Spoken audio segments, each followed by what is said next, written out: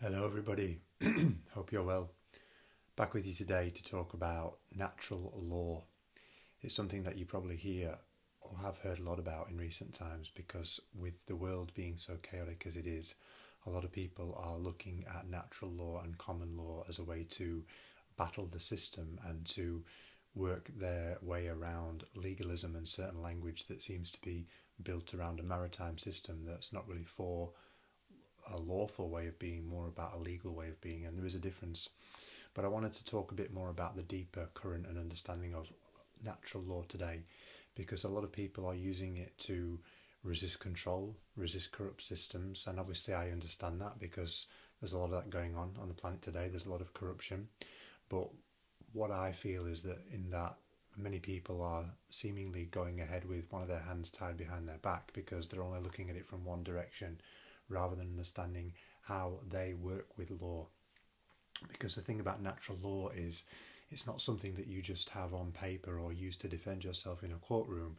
It's something that is with you in every breath that you take, in every choice that you make. So it's alive, it's a living current that exists in creation, and it's there to keep everything in harmony. And as I get into this video today, I want to be clear and say that what I'm going to share is not coming from a place of passivity or not caring or ignoring the fact that there's corruption and stuff going on the planet. Certainly there is. But this is about understanding how you personally are working with natural law so that you can find more harmony, balance in your own life. And as a result of that, you'll find that you won't be coming up against the adversary or the enemy or being stuck in these legal processes as much as perhaps you have been in the past. So I just wanted to get that out of the way first, and then we'll get into what natural law is, because as you know, and again I say in every video, law is something that I'm very focused on. And the reason for that, apart from the reasons that I say in every video, is that when we understand how we are governed and the principles that are active in nature, we work with them, we can find more balance, more harmony in our own personal lives, and then through osmosis we affect our friends and family with that and the greater community.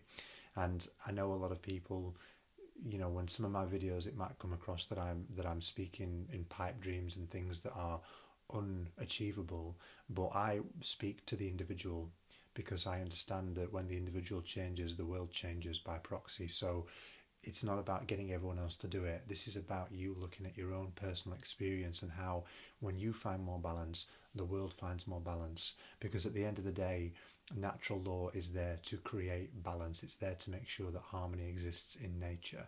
So when you are working with and aligned with natural law, you'll find that you've got more clarity, more peace, more order, and more coherence in your life, and also a better well-being, better vitality in the body as well. So this is the reason why I find it important to work with it, is because it's about understanding how you can get the benefits of a more balanced and harmonious life so that you aren't still playing that game of adversary out there. And as I said, the more you do that, the more you'll start to see how it affects those that are close to you, your family, your friends, you know, those in your current walk, because they'll be affected by your atmosphere that you are carrying. So I know there'll be pushback with this because a lot of people will want to say, well, everywhere we look, we've got adversaries, we've got systems of control, we've got these billionaires, we've got governments, we've got all these things that are trying to control us. And so, of course, I understand that. And again, I'm not here to say that none of that exists. There are definitely distortions in this world. But truthfully, what I'm talking about is if you want to get the benefits of living within natural law, then you have to be willing to live that and walk it in your own life. Otherwise, it's not going to work anyway. So on that, I want to start first of all by talking about the law of correspondence, because this law is teaching us that everything that's going on internally will be in some way reflected to us externally. It's not to say that everything is an exact mirror, but it's to say that calamity externally is a reflection of calamity within, and how those two relate to each other is what we're talking about with the law of correspondence. So for example, if I live with distrust and fear, resentment, anger and opposition towards other people or systems in my life, then I'm going to continue to strengthen and reinforce that field. And so life, all it can really do is show me more of that. Now, that's not to me, that's quite an empowering thing to realize, because it's not about thinking that you are under the control of some outside influence. It's about understanding how much influence you actually have to create your reality. So what the quality of the vibration and the lifestyle that you're living internally is going to be reflected back to you externally. So again, if you are living with distrust, fear, anger, resentment internally, then that's going to be shown to you more and more outside, because the world will reinforce your current position, your current posture. So if you're living in integrity, if you're living with virtue, morality, faith, and trust in the deeper order of creation, then that is what starts to shape your life instead.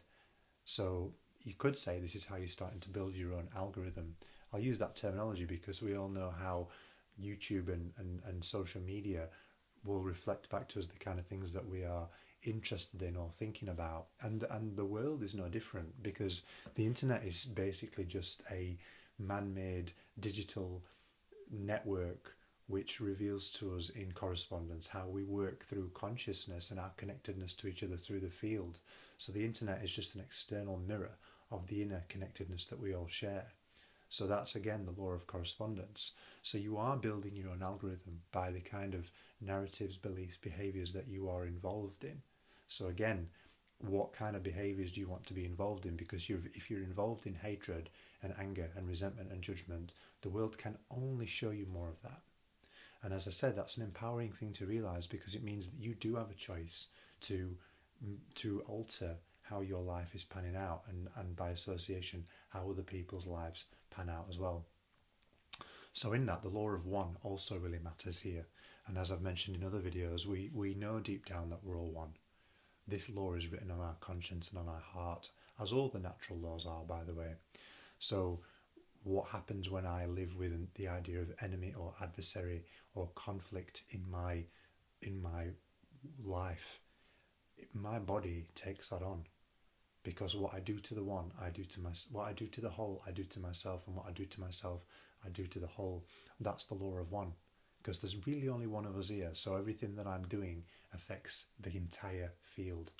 So that means that I've got to be more aware of the kind of words, language, vibrations, and energies that I am dancing in, because they aren't just affecting everybody else, they're affecting me also.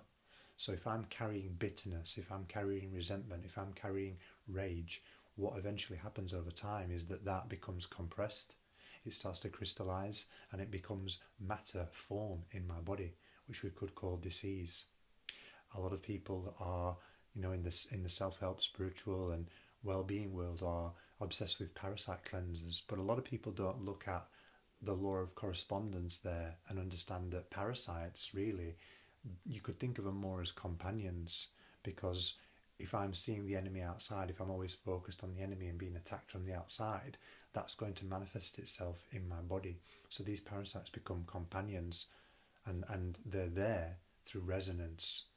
And I'm not saying that to create judgment or blame. It's about understanding again how powerful our posture is, and how we affect our health and our wellness by the frequencies with which we choose to live in. So the law of reciprocity is another one, because that tells me that what I give out comes back to me in kind. The law of return reminds me that nothing disappears. Everything returns to the one eventually. Everything goes out on its journey of separation, you could say, and then comes back into alignment, into harmony with the one. The law of rhythm reminds me that everything has a season and a cycle. So I must be aware of how these seasons and cycles are working within my own body as well, because sometimes I need to rest, sometimes I need to take time, and I need to make sure that I'm not holding on to the past and I'm not forcing the future, because that's going to take me out of alignment with the rhythm of the law of rhythm. So the real invitation with natural law, it's not just about becoming clever at resisting corruption, it's also about becoming so aligned with the deeper law of God that corruption begins to lose its grip in your field. The mind will obviously distrust this initially, because the mind likes to have opposition, an adversary, something to prove itself to, something to be against, something to overcome. That's the mind's job, to live life in duality and separation. But the mind, when not tempered by the heart, starts to build that relationship in terms of adversary and enemy. And again, if we are living with the idea of adversary and enemy in our field, then that's going to lodge itself in our body, and that's going to cause disharmony in our own bodies. But the heart, when the heart is yielded, and I mean yielded to God, yielded to the law, something deeper starts to be understood. And that is, if I stop feeding the idea of an adversary, the idea of an opponent, then that adversary begins to dissolve all on its own. And this doesn't mean that the entire system out there is going to dissolve immediately. It's a staggered process, but because you are no longer recreating that conflict in your own way, you'll see that you're no longer bound to it, and that you're no longer organising your whole life around the fear. And in the law of providence, then the law of protection, which is also a birthright given to us by the divine, can start to function once more in your life.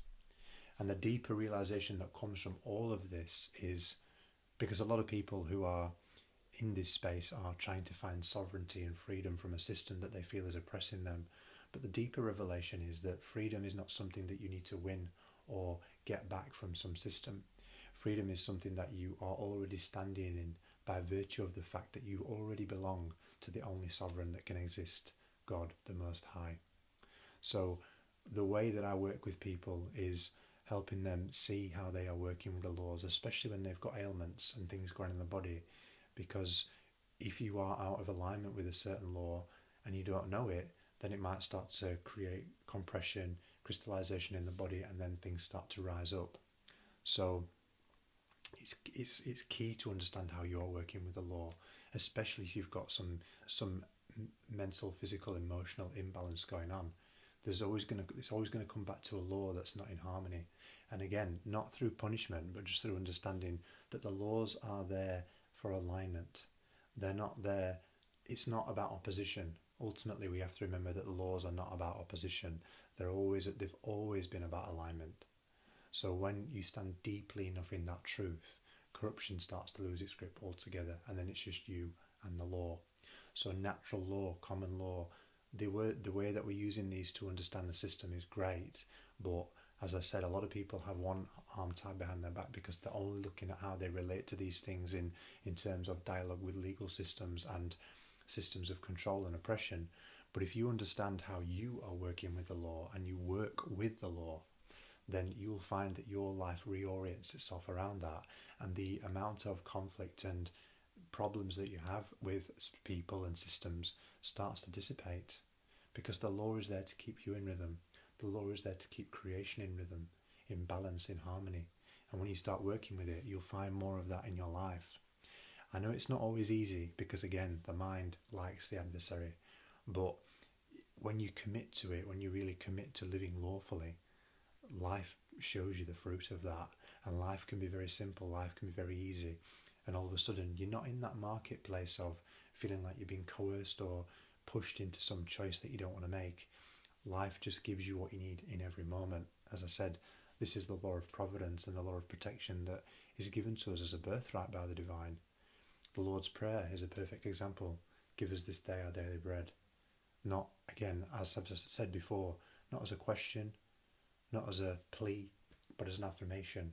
We know God gives us everything we need every day, but the law of providence has been forgotten because of how humanity has turned away from the divine over lifetimes.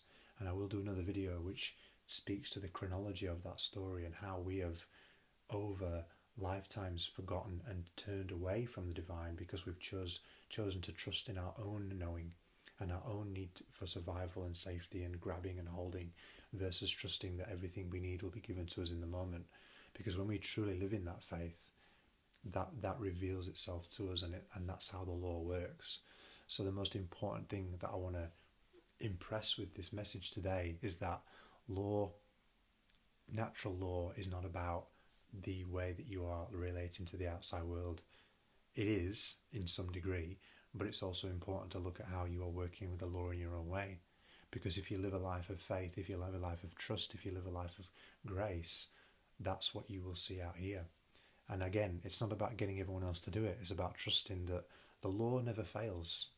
The law never fails. And every law that you need is written on your heart. And if I just bring Yeshua in, as I always love to do, this is what's meant by the new covenant that he made, living with God through the heart, because God speaks to you through your conscience. and your conscience is hardwired to natural law. So if you listen to your conscience, if you listen to the voice of God within, it will always guide you to the right thing. And that's what's going to allow you to see and experience more comfort, more peace, more balance and harmony in your life by listening to that voice. And it takes practice, as I've mentioned before, to override the voice of the ego that says, I haven't got enough, they don't love me, I need to prove myself, all these things. But God says, I'm already with you, I'm breathing with you right now. You don't have to do anything to be worthy of my love because it's already given to you as a birthright. And when you walk in that covenant with me, everything you need is given in the moment it is needed. You don't have to grab, you don't have to force, you don't have to manipulate and control, because I'll give it to you when you need it. And that kind of trust, that kind of reverence, that kind of relationship is what allows someone to walk effortlessly in the law with God. And all that story of adversary and conflict out there naturally dissolves.